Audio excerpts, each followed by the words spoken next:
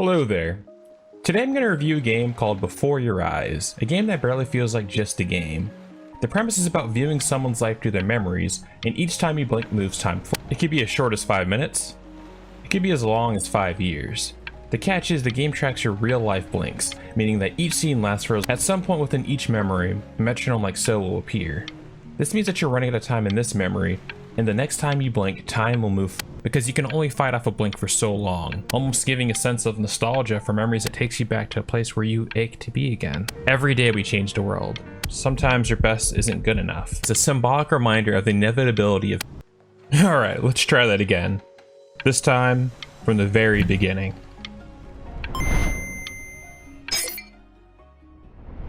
Before Your Eyes' earliest inception began as a student project at the University of Southern California, at the time titled Close Your.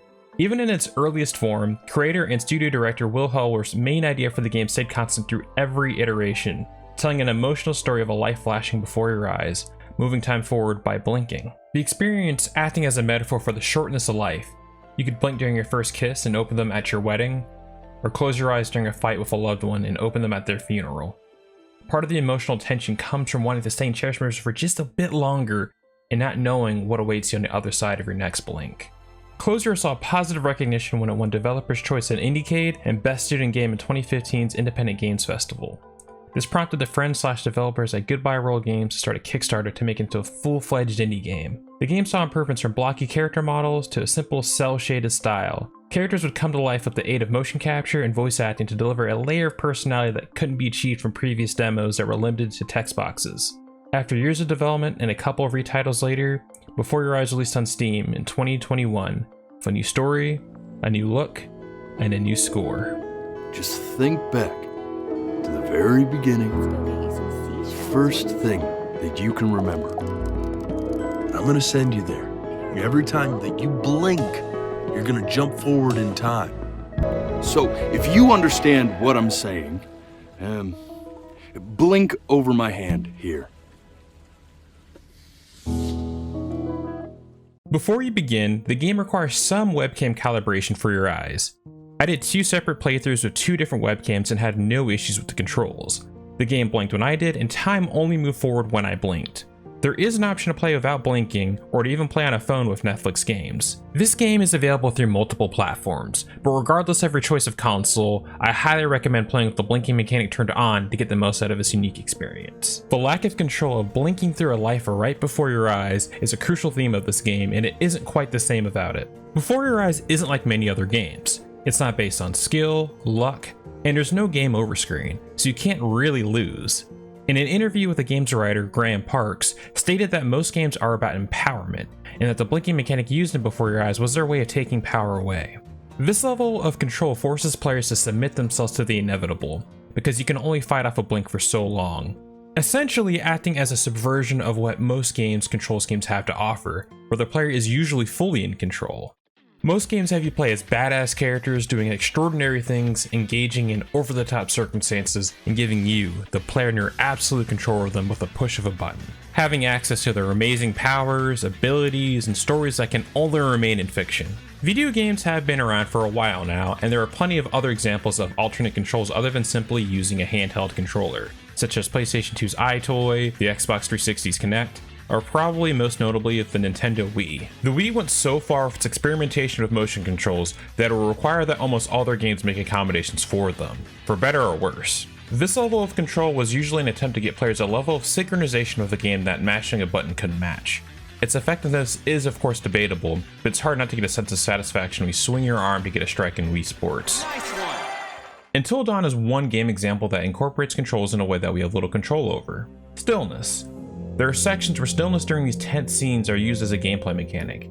It's introduced in the beginning when you're just trying to do something as innocent as not scaring a squirrel away. Later it's used when you have the decision to run or hide from an enemy. If you choose to hide, you must keep the PS4 controller as steady as possible to remain hidden. If too much controller movement is detected, the stalker would find your hiding spot and could result in you getting caught. And if you scare easily, you're more likely to find these sections challenging because the game is asking you to stay calm during some of the tensest scenes. What's fascinating about both these levels of control is that essentially, it's asking you to do nothing. Don't blink, don't move. The blinking mechanic in Before Your Eyes could have easily been a gimmick, but is weaved so effectively in tandem with the narrative that it enhances the storytelling, tension, and player synchronization in a way that's never been done before. Get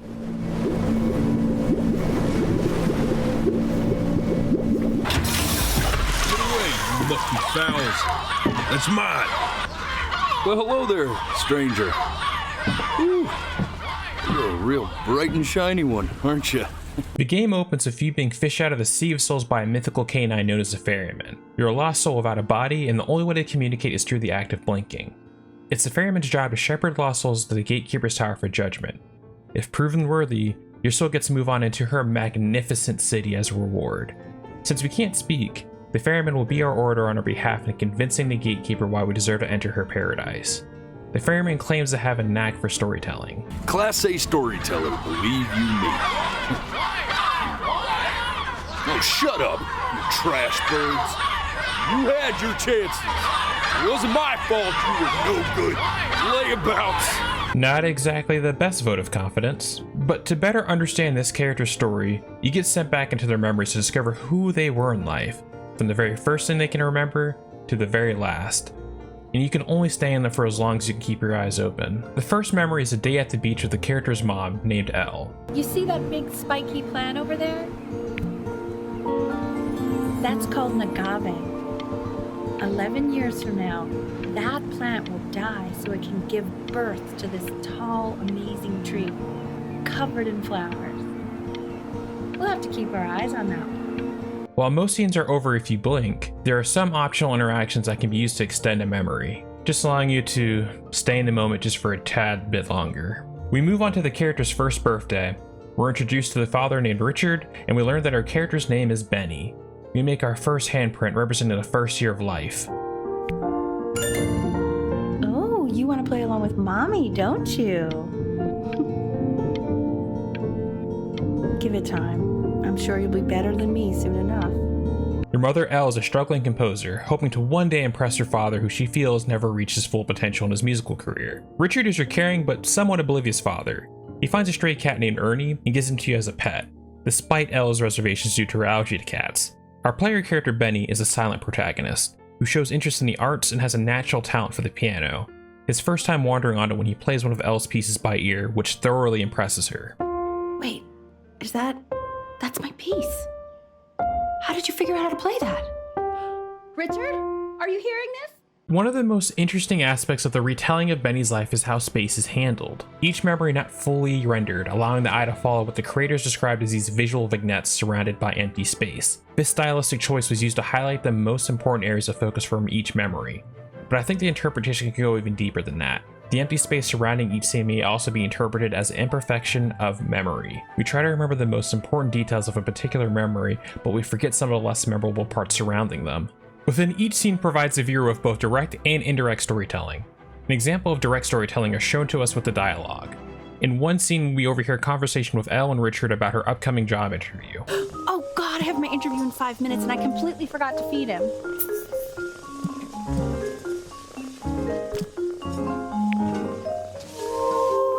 Don't worry, I already did. Oh, thank God. Blink forward and you overhear her having a conversation with her new boss on the phone. Excuse me, of course, sir.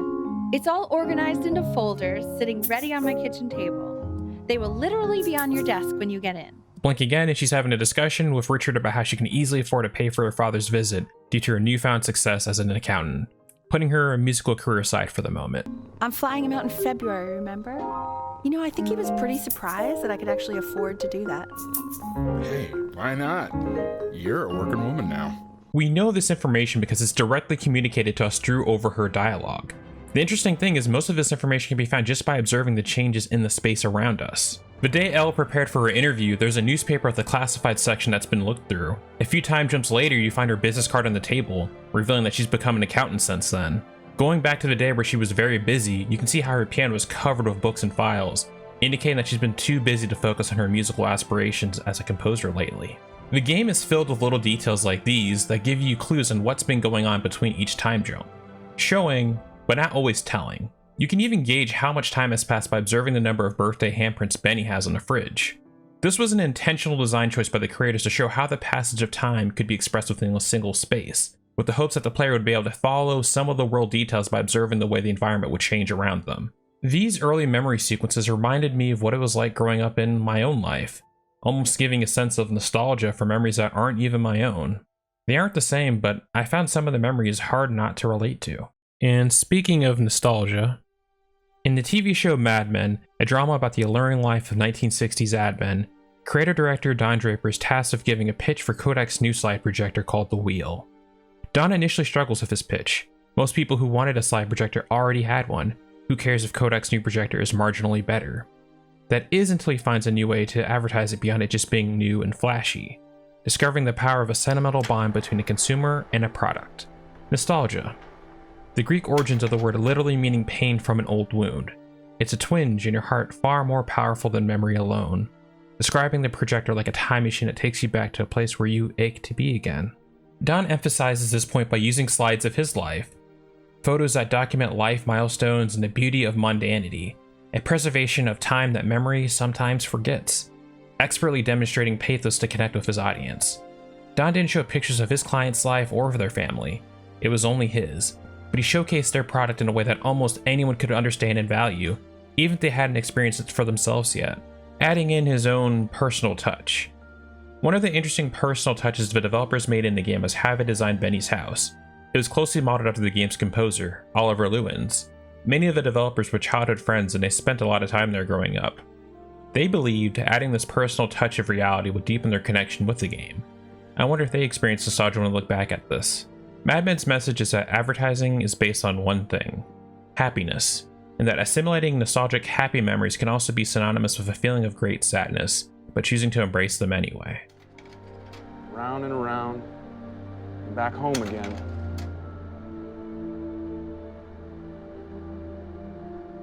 To a place where we know we are loved.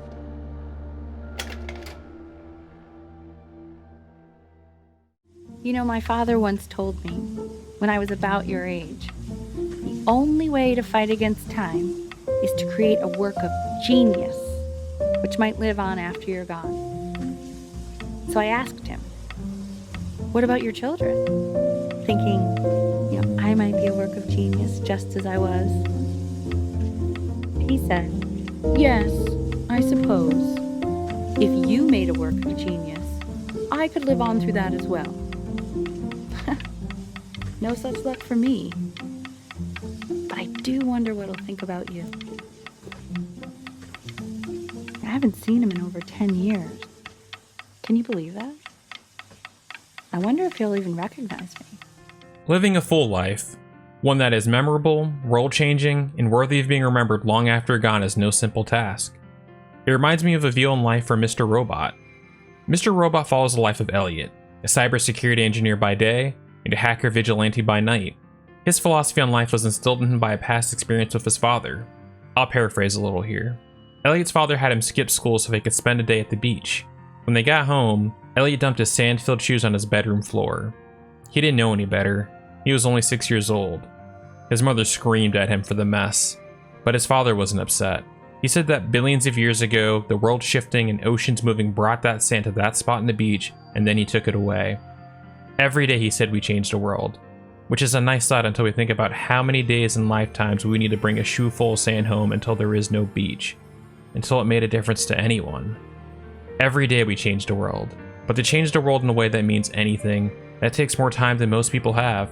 It never happens all at once. It's slow, it's methodical, it's exhausting. We don't all have the stomach for it. There's an ominous memory sequence that takes place after Elle's talk about her father's visit. The phone rings. Benny slowly walks towards it, but nothing happens. There's seemingly no resolution or purpose behind this memory. Moving a little bit forward, Ernie runs away and returns pregnant and gives birth to kittens. Afterwards, there's a similar ominous memory. You hear something going on outside, but the memory doesn't last long enough for you to see what's going on the other side of the door. You blink, and life just moves on. Player choice in video games has potential to be vastly captivating. Making the decision to follow one story branch over another can be challenging because it guarantees that by design you're missing out on a portion of the game in favor of whatever path you ultimately decide to go with. Not all games do this very well, but sometimes I find it's less a destination at the end of the path, and more of the journey getting there. If you're on a train, do you admire the side with the beautiful lake, or the side with the scenic mountain? Both leads to the same destination at the end, but your view getting there may differ. I will admit that I do appreciate games that have a lot of weight in your decision making, or go even crazy with the amount of branching story paths that leads to multiple unique endings, but I do find that the small, down-to-earth decisions relatable and interesting as well. Not every decision has to be as big as saving the universe to be interesting. Another layer of immersion that Before Your Eyes implements is the branching story arc. You'll have an opportunity to make small decisions that affect the story and dialogue in minor ways. The biggest decision comes around the time Benny is around 11 years old. Benny has shown much potential as a piano player under Elle's teachings. Acknowledging this potential, she sets Benny up for a piano audition at a magnet school that specializes in music. Around the same time, Benny makes a new friend, his neighbor and classmate named Chloe. She's a little rough around the edges at first, but they quickly become friends. Elle sees Chloe as sort of a distraction for Benny and becomes somewhat demanding, especially if you choose to make disobedient decisions here. Oh my god. Is she really calling you again? What, is she obsessed with you?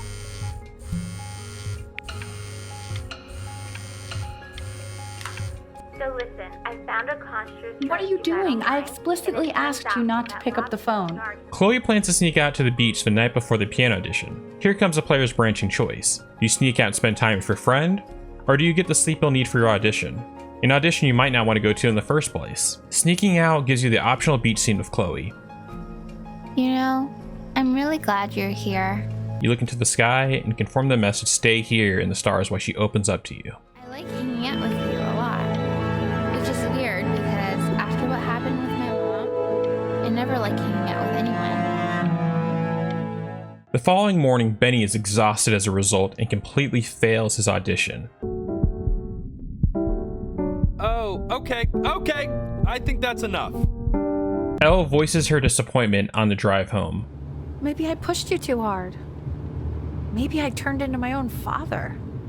I don't know. If you choose to ignore Chloe's call and stay home, you nail the performance. Why, it's marvelous.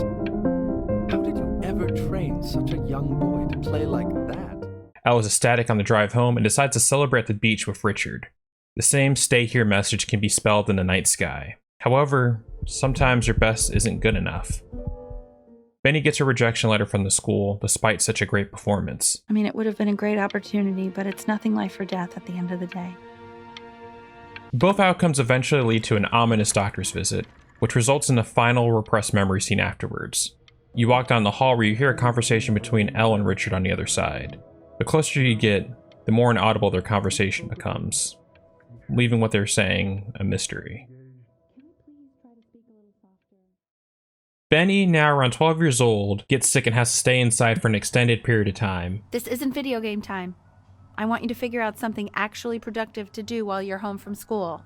During this time, he renews his interest in painting. His skills as a painter improve with each time jump. He grows up, attends art school, and becomes a successful painter, coming closer to creating a work of genius that could live on through time, just like what Elle wanted for him, and what her father wanted for her. The future was looking bright. The new stuff is wowing us all. At least, it was before this phone call. Hey, Ben. Don't even pick up this call, okay? I mean it. I'm just calling to inform you that I went to the doctor today, and, well, I'm going to be a little sick for a while, but really, I don't want you worrying about it at all. You're at such an important moment. Oh, Benny, I told you not to pick up. There's nothing you can do for me right now. All you can do is just keep painting, keep striving. You make that work of true genius. I can just tell you're almost there. So, I'm going to hang up the phone now, and you're just going to get back to work, okay? Goodbye, Benny. Now, you'll hear from the person who I believe is the single thing in the world my wife was most proud of. Her magnum opus, so to speak. One day, we're just doing normal kid stuff. We get a little older, leave home, travel, and experience life. The reality of life is that it passes and washes over us without us even realizing it. It feels even faster the older we get. The first time I played this, I didn't see Elle's passing coming. There's a book called Live Your Truth by Kamal Ravikant. He wrote, "Life is a long chain of intertwining moments, looping round and round, but life is short. Blinks, memories, connections, then you're gone." Suspenseful moments are created in stories when the audience knows more about a situation than the characters. This is known as dramatic irony. The opposite of that are sometimes used in mysteries, where characters know things that the audience doesn't. Christopher Nolan's Memento walks a fine line in between suspense and mystery, where the audience and main character are equally disoriented due to the unique structure of the storytelling. The story is told in reverse chronological order, of a man seeking revenge on the person who murdered his wife. The main character, Leonard, suffers from a form of short-term memory loss, known as interrograde amnesia. He received this condition the night he and his wife were attacked. The last thing he can remember. Well, that's the thing. I have this condition. A condition? It's my memory. Amnesia? No. It's different from that. I have no short-term memory. I know who I am. I know all about myself. Since my injury, I can't make new memories. Everything fades. Nolan uniquely structures the movie in a way where Leonard's condition enhances the way the story is told, making it to where chronologically the beginning of the movie takes place at the end, and the end takes place somewhere in the middle. I mentioned earlier how video games attempt to immerse players with alternative control schemes and incorporating player choice to create a seamless coalescence between a player character and a player. Movies aren't able to accommodate such a connection due to the fact that it takes no user input when telling its story. That hasn't stopped filmmakers from attempting to engross an audience in other ways, such as the implementation of 3D effects, or IMAX theaters to give their audience a more immersive experience. That being said, I've never felt more immersed into a movie character story than with Leonard's unusual condition tied together with Memento's unique story structure. Nolan structures his film with alternating color and black and white sequences. The color sections take the viewer sequence by sequence backwards in time. The black and white footage, moving more or less forward, provides a different perspective on the character. Christopher Nolan wanted to give the audience the experience of not being able to remember things, just like the protagonist. He accomplishes this by telling the story in reverse, beginning each colored sequence as a cliffhanger the exact moment Leonard's memory restarts. Okay, so what am I doing? Oh, I'm chasing this guy. No, he's chasing me. By the time we as an audience are partially caught up, the movie moves on to the next cliffhanger, which takes place before the previous one, giving the viewer a taste of how the protagonist feels throughout the entire film. Come on, find a pen, write this down, write down what happened, write it down, come on, concentrate. While searching for his wife's killer, this mysterious John G., he has a system in place to keep his mind straight, despite his condition. He takes lots of notes, photographs, and even tattoos of the most important details, stating the importance of the system and how it's not just his memory that is unreliable, but memory in general. Look, memory can change the shape of a room, it can change the color of a car. And memories can be distorted. They're just an interpretation, they're not a record. And they're irrelevant if you have the facts. While he's not wrong about memory being an unreliable resource in investigations versus fact-based evidence, he himself makes the mistake of believing his notes as unimpeachable. He states that memory is unreliable compared to the facts, but his whole note-based system is based on his own unreliable memory of the events and never questions them afterwards. Leonard is a perfect example of an unreliable narrator, and not just because we're in the headspace of a narrator who can't remember things. We see how a narrator represses memories, intentionally forgetting things that may be too painful to remember, and creates a story of events that may not be true but seen as fact, blurring the lines of illusion and reality, painting a much different story to an unsuspecting audience that might not know that the narrator's credibility has been compromised.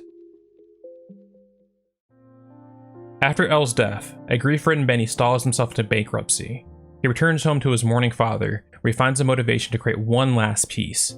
He creates a masterpiece dedicated to his late mother. It's unbelievable, Benny. It's like she's standing in the room with us. Like I can see her in the paint. This piece simultaneously turned him into a world-renowned painter and brought Elle's work out of obscurity as well, now recognized one of the greatest composers of her time.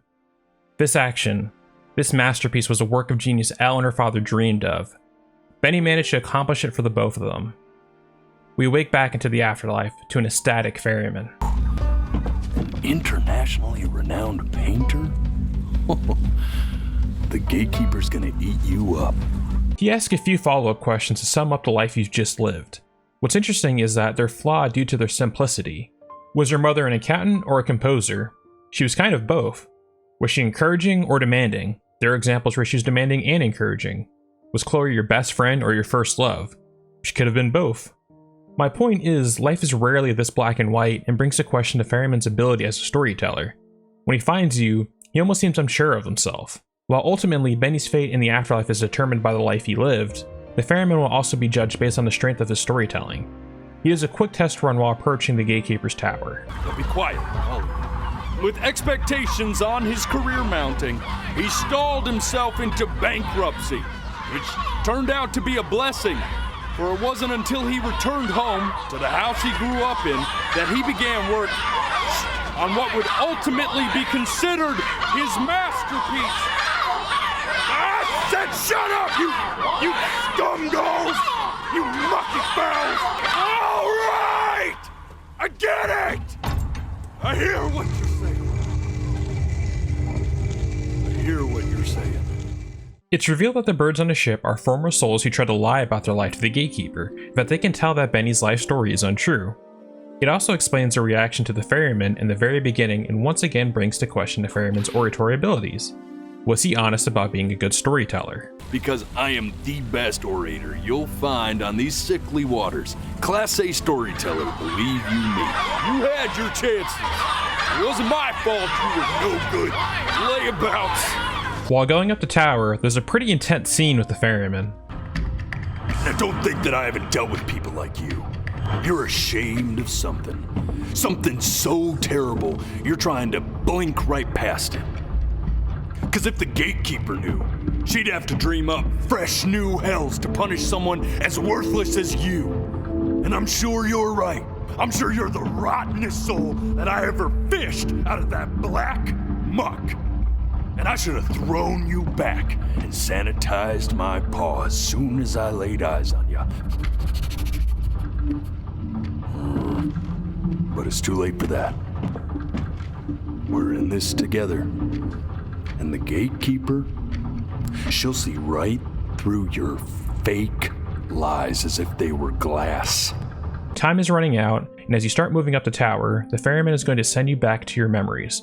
One more time, this time for the truth. You revisit the repressed memories. Writer Graham Parks described these scenes as the game's boss level. You're sort of being interrogated by the ferryman and are forced to keep your eyes open during these painful memories. Stay here. What did your mother hear on that phone call?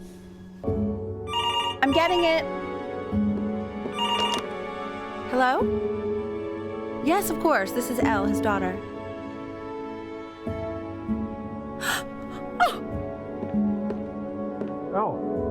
I see. She knew she hadn't yet lived up to her father's expectations. And now, she never could. Let's keep going. Next, there's the ominous noise beyond the door.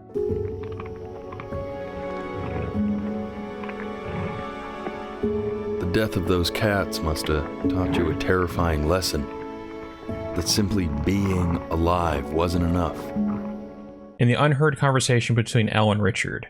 This one requires you to keep your eyes closed and just listen. I mean, what's the point? What do you mean? What's the point? What does that mean? What's the point of any of it? If he's never gonna get any better. Okay. Let's not say that.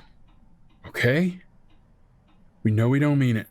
I know I don't. I know. I mean, what if he heard one of us saying something like that? I'd never forgive myself. It's okay. He's asleep. But it's okay. I see. You got sick. The ferryman becomes empathetic when he begins to understand why Benny was dishonest about his life story. You were sick for a long time, weren't you? Sicker than healthy kids are supposed to get? After getting sick, Elle encouraged him to write a story of his life and what he wanted to do once he got better.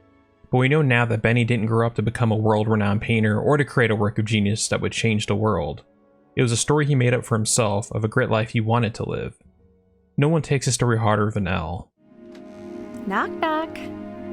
You're gonna be so annoyed with me, but I couldn't help but overhear Chloe reading loud from what I think was your story the other night. I know. I promised myself I wouldn't eavesdrop, but I would really love to read it if you'd let me. What do you say? You know I'm such a big fan of anything you do. I can't. Just go in there and tell him you loved it. I'm sorry, I just can't. Not right now. Okay, don't worry. Having her die off might have something to do with it, but I think it's more nuanced than that. Beyond the pain of seeing her child suffer, writing a story of a life he could never live, I think she felt like her philosophy on life was a mistake as well. That she made him think that his life wasn't good enough just as he was, just like she couldn't for her father. Everyone having a flawed interpretation of what a worthy life is. The ferryman thinking that he had to bring souls of a grandiose story to the gatekeeper, Elle and her philosophy on life, and Benny on lying to the ferryman in the first place. Just like Leonard from Memento, Benny is an unreliable narrator. Both mislead the audience, repress memories, and rely on notes that tell a false story. Leonard had to believe in a world outside of his own mind and that his actions still had meaning, even if he couldn't remember them. But his system was just as infallible as his memory. Benny is unreliable and was dishonest for a different reason. He lied because, just like Elle and the ferryman, he misunderstood what greatness is.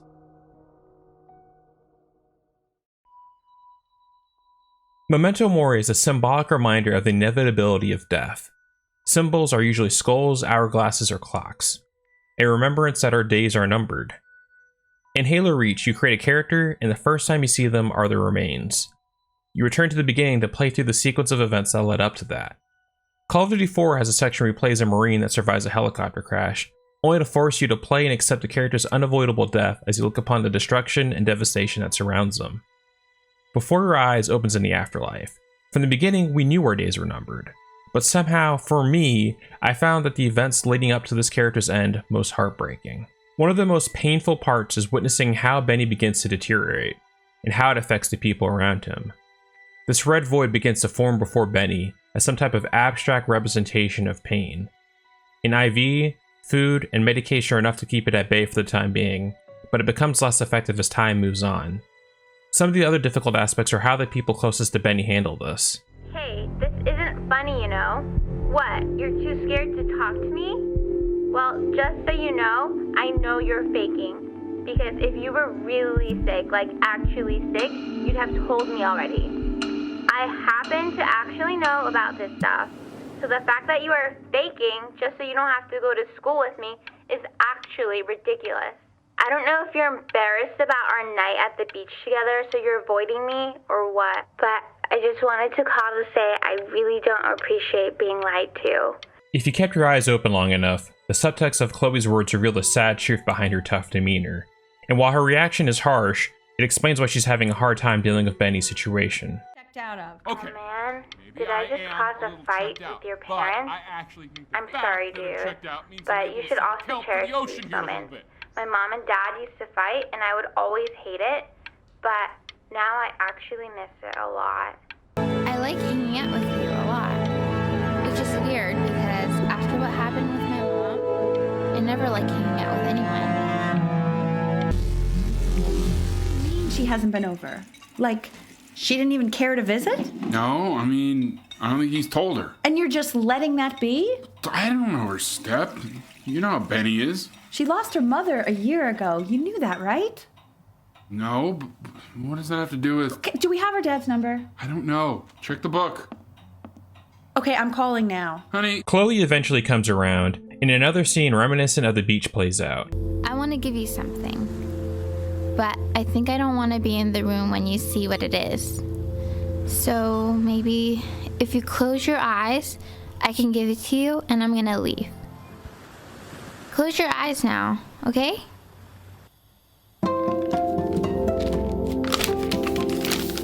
One of my favorite details is how seeing her friendly face was enough to subside the pain, as if that moment were just enough to get Benny by. It also happens when Ernie returns home after the incident with her kittens.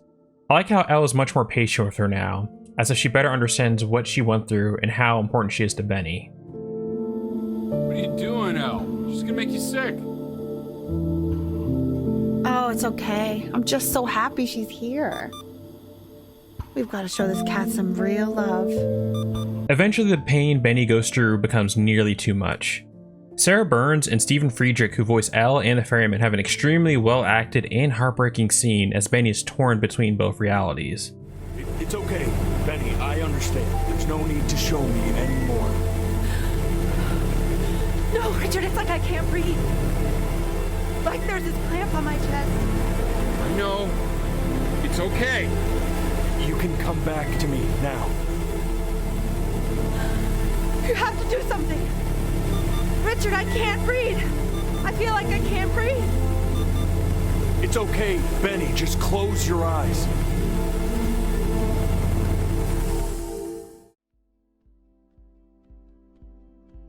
There's a father who began noticing a change in his young daughter's personality as she grew older.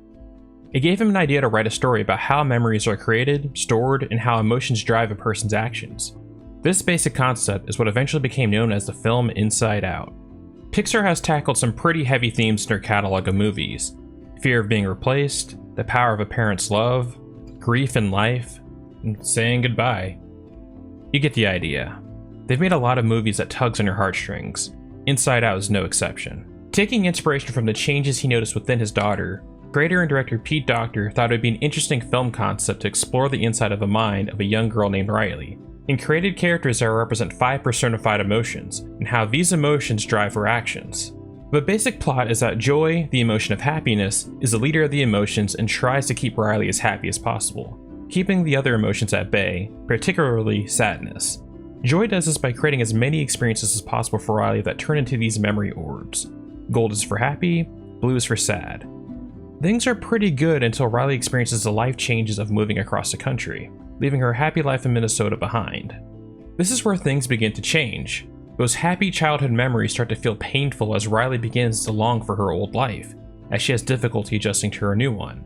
But treasured memories begin to feel nostalgic. Of course, with some interference of sadness. An accident takes place which leads Joy and sadness away from influencing Riley. So for a large portion of the story, Riley is unable to feel happy or sad. There's even a time when Riley can't feel anything and resolves to running away to find happiness again, which leads to a pretty accurate representation of depression. Riley is unable to cope with her current life and feels nothing. Not sadness or anger, just nothing. One of the main themes of the story is that life is more than just being happy. Sadness is a necessary emotion to embrace the fullness of life. Empathy and connecting with others can't be experienced with just happiness alone. The ferryman becomes empathetic with Benny's story when he understands the true tragedy of his life. Throughout the course of the movie, Joy begins to finally understand the importance of sadness in Riley's life, and for the first time, allows Riley to fully embrace the sadness she's been holding in all along. The happy memories Joy held with pride are now a painful reminder of the place Riley aches to be again. Now, I can understand how this can be dismissed as a work of fiction, and that's not how emotions or memories really work, but this revelation was actually inspired by Pete Docter's own experience when creating this movie. When production began, all he had was a basic concept. Every draft of the film's story didn't work, and they were left at a standstill for a long time. The idea that sadness was the key was actually a personal revelation he found within himself when he was at a low point during this film's development. He took a personal walk where he allowed himself to be vulnerable, to understand his personal relationships, and why the film wasn't working. But the people that really mean something deeply are those that I have cried with, that I've been pissed off at, that I've experienced fear with. It's all the aspects of emotions that bond us together. So that gives me this idea that maybe joy, as much as we all want it in our lives, is not the answer. The answer is actually sadness. This real-life epiphany is why I believe the story's arc is so authentic, because it came from a real personal place. When sadness takes over, Riley finally returns home, and by home I'm not talking about a place with 4 walls and a roof, but to her family, a place where she knew she was loved. My favorite part of the movie was how her vulnerability and honesty created a memory that was sad, but with a twinge of happiness inside, and how embracing sadness, honesty, and vulnerability was the key to her feeling happy again.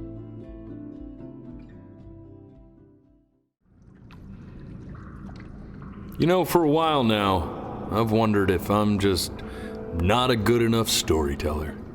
If I just don't have grand enough words, can't tell grand enough stories. But grand words and stories, I think they may be overrated.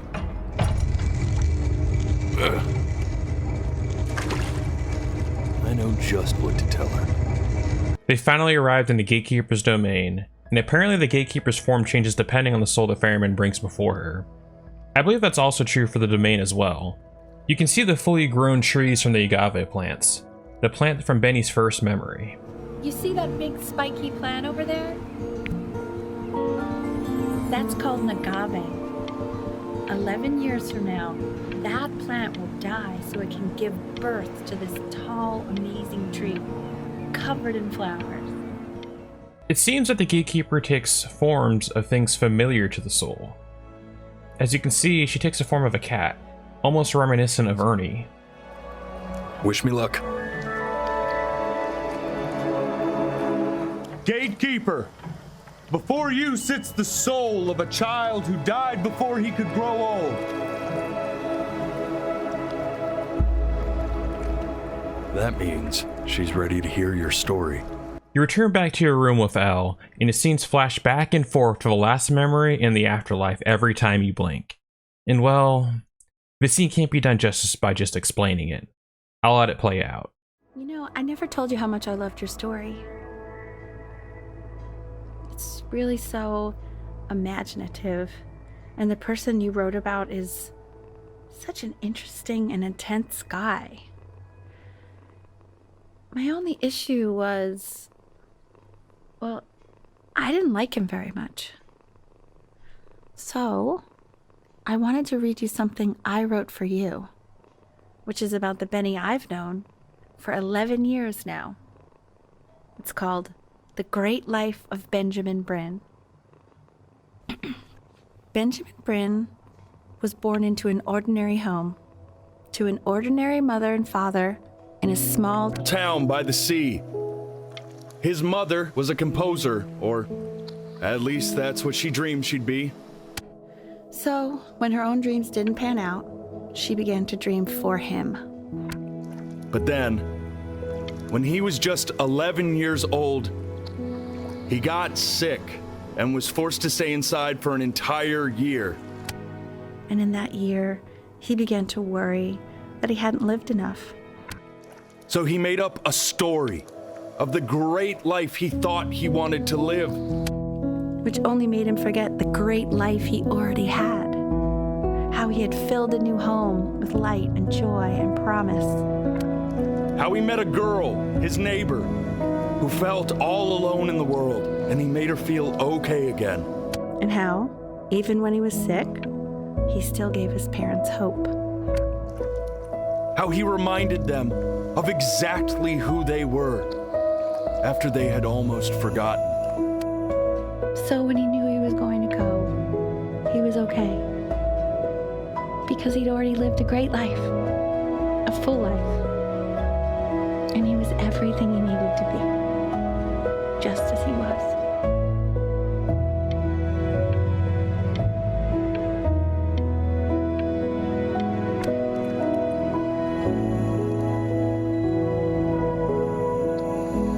She accepts.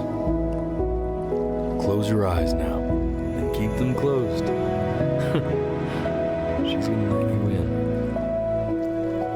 Go on. You know what to do. I went into this game completely blind and live streamed it, after the request of a friend, having no idea what I was getting myself into. This game is powerful, and not just to me.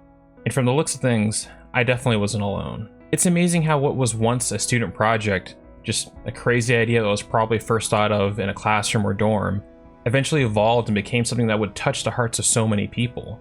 I'm glad such a unique game has received so much love, attention, and recognition, and if you're listening Goodbye World Games, thank you. And I'm not alone with saying we're out there and we're eagerly waiting for more games. So, going back to the ending, instead of the ferryman telling the grandiose story of the life Benny thought he wanted to live, they want the story he needed to tell, allowing himself to be vulnerable and telling the honest story of his life. And leave it to Elle, a mother knowing how to tell his life story best, and the ferryman following it to a T. Going into the story, everyone had a misunderstanding of what greatness is and what a fulfilling life looks like. But there is no cosmic yardstick of life that defines that. Who's to say a corporation president is worthier than an accountant, a painter, or a struggling composer. There's no reason to believe that a celebrity is happier than a middle-class wife and mother. What matters is how well you live your life, and how well it fits your inner nature. I also like how the Ferryman goes through an arc himself, from feeling that he needed to tell amazing over-the-top life stories when the only story he needed to tell was the truth. Him tossing the thesaurus in the water was a nice touch of him letting go of the past as well. In the end, Al reassures Benny that even though his life was short, it still had meaning and significance, leaving behind the idea that you had to create a work of genius to say you lived a worthy life, and that he was perfectly imperfect just as he was. Not to say that you shouldn't try to do great things in life, just be careful not to overlook the things you already have. That's what I'm going to take away from Before Your Eyes.